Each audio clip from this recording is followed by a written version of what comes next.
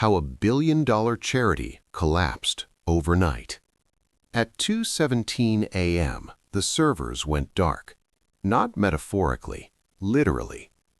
The donation portal for Helios Global Aid, a charity once praised by presidents and paraded at the World Economic Forum, stopped responding.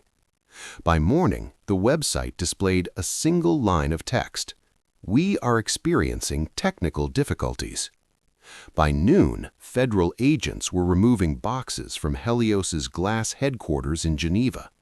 By nightfall, the charity was finished. 1.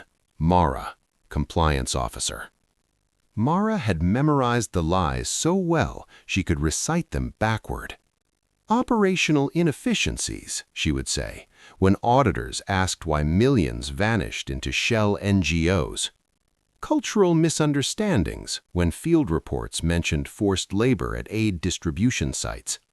"Isolated incidents," when staff complained about armed contractors beating villagers who refused to relocate. She told herself she was protecting the mission. But the spreadsheet changed everything. It arrived anonymously in her inbox, no subject line, no message, just a file named clean_ledger.xlsx. The numbers were too neat, too honest.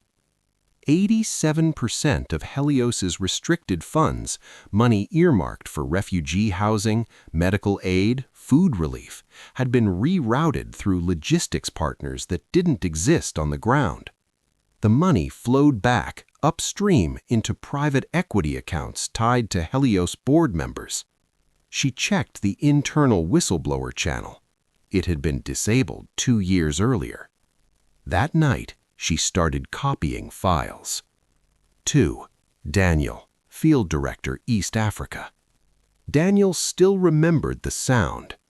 Not the gunshots, those were distant, familiar. It was the silence afterward that broke him. Helios had promised the villagers protection in exchange for relocation to make room for a temporary medical compound. What arrived instead were armed subcontractors hired through a security firm registered in the Cayman Islands. The villagers resisted. The contractors responded. 3 people died. 1 was 12. Daniel filed an incident report marked critical. Headquarters downgraded it to low priority within an hour. Later, his supervisor called. "Daniel," she said gently, "our donors don't fund political instability narratives." He began recording everything: audio notes, photos, GPS coordinates. When he tried to resign, HR offered him a bonus to stay quiet. That's when he realized Helios wasn't failing. It was functioning exactly as designed. 3. Sophia, communication strategist.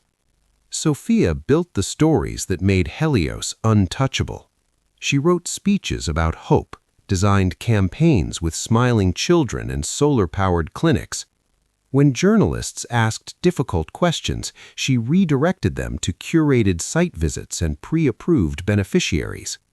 She believed in optics because optics worked.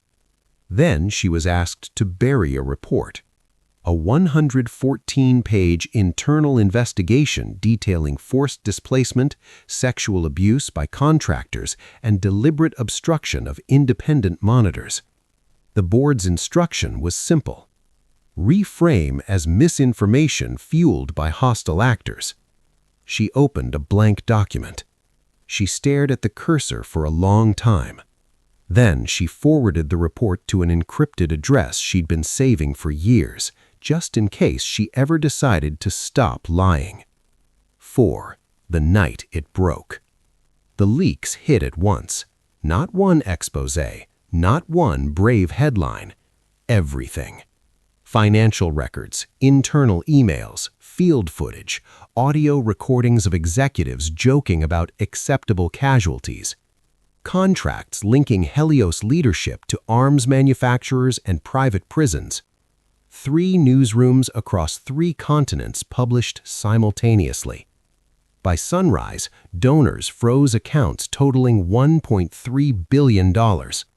Governments suspended partnerships. Social media turned Helios's slogan, "Humanity First," into a punchline.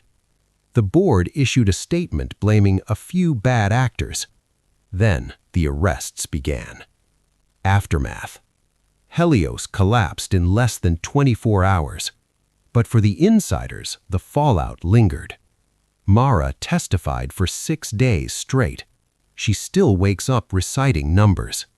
Daniel returned to the village. He brought what aid he could, privately funded, quietly delivered. Sophia left communications entirely. She teaches ethics now, though she never claims moral authority. When asked why they spoke out, none of them said courage. They said exhaustion. Because corruption doesn't always look like villains in dark rooms. Sometimes it looks like polished boardrooms, standing ovations, and billion-dollar galas held in the name of good.